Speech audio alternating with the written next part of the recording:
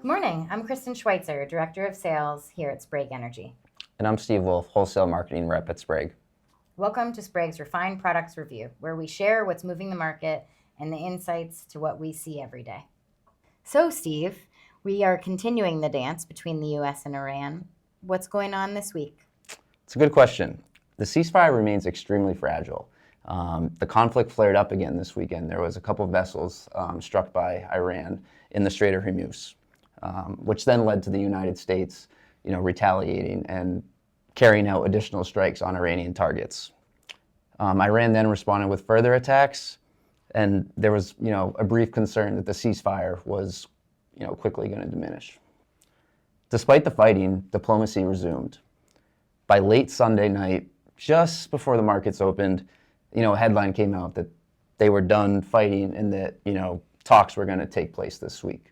So just as the markets opened, there was a headline that kind of put some ease back in people's minds. But talks are expected to continue later this week. Shipping through the Strait of Hormuz remains extremely disrupted. Although the strait has not been closed, there's alternate routes, and ship owners continue to exercise caution as the risk of being struck, well, you just never know. There's delayed transits, alternate routes, and keeping freight rates and marine insurance costs elevated. And you can see that there's about a 28% of pre-war movement through the strait. Thanks for the update, Steve. It sounds like there's no shortage of headlines that continue to keep the market moving and volatile. How did the market react? Well, you can see from this chart here that the diesel front month, remains extremely volatile. There's been a 28-cent spread last week between the high and the low. This is the benchmark that directly relates to our daily rack price, and this chart helps explains the movement that you'll see from day to day. It looks like backwardation is also here to stay.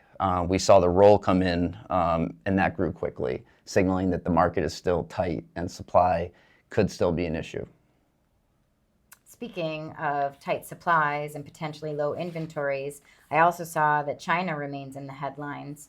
It's our understanding that their inventories are still relatively full. However, their imports are at the lowest levels ever, and everyone is going to start to have to replenish inventories at some point. It'll be interesting to keep an eye on when the Chinese demand comes back into the market. Also, something I saw in this last week or currently is the extreme weather, the extreme heat wave that's taken Europe and now here in the United States. El Nino is keeping things hot and wet. In some areas, seeing droughts, others seeing flash flooding. My family in Kentucky, yesterday a state of emergency was declared due to flash flooding. Thankfully, they were not affected, but their neighbors certainly were in certain locations.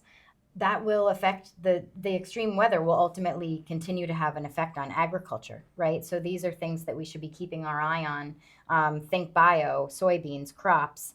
I don't think that we've seen the end of the impact of El Nino yet. What else do you think that people should be keeping their eye on this week?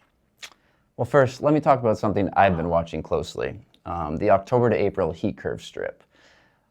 Probably the most popular one that we offer on a real-time platform. As you can see from this chart, recently the lowest price since mid-April we saw this week. The market is providing plenty of buying opportunities as the strip is down about 60 cents since its peak at the beginning of June. Other than that, I'd monitor a few things. Tanker traffic through the strait, does that increase, decrease, any signs of normalcy? And then also the U.S.-Iran diplomatic talks. Where does that? Is there peace, no peace, deal, no deal? Where do we stand? As well as inventory levels, which continue to provide very little buffer against supply disruptions. And like you said, with China, there's a lot of question marks. They've been importing less, but again, their inventories are still full. So many analysts are trying to figure out what exactly is China's next move. So in the face of the market structure being backwardated and potentially low inventories, what does that mean for our customers and people buying fuel? I'll echo what Joel and Chris have said over the past couple weeks. Having a strategy, right? No strategy, just not an option this winter. With inventories remaining tight and geopolitical risk still elevated, there's really no answer where this market's going to go.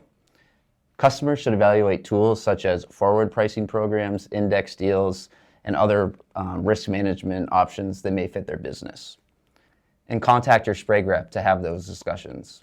And be sure to mark your calendars for our next special feature, an overview of Sprague's forward contracts, releasing July 2nd on our YouTube channel. That's a wrap for us this week on Sprague's RP Review. Thanks for the great overview of what's going on in the market, Steve. And thank you to our customers and dealers for joining us. We want to be sure and wish you all a safe and happy 4th of July as our country celebrates its 250th anniversary. Enjoy time with your family and your friends, and we'll be back next Wednesday with a new RP Review. Refine your insight. Fuel your success.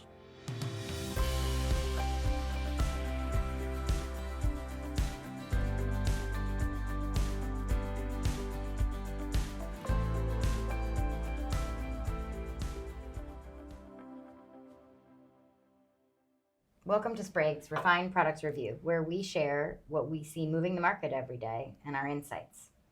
Nope. I'm not loving the I lean hate that this you're doing. line, Yes. where we share what's moving the market and the insights we see every day. That's what we say every time. That has to be the That's statement. got me a little bit. Where we share when what's I- moving the market and the insights we see every day. Where we share, no. Okay. Yeah. You're in rare form today. It's been that kind of morning.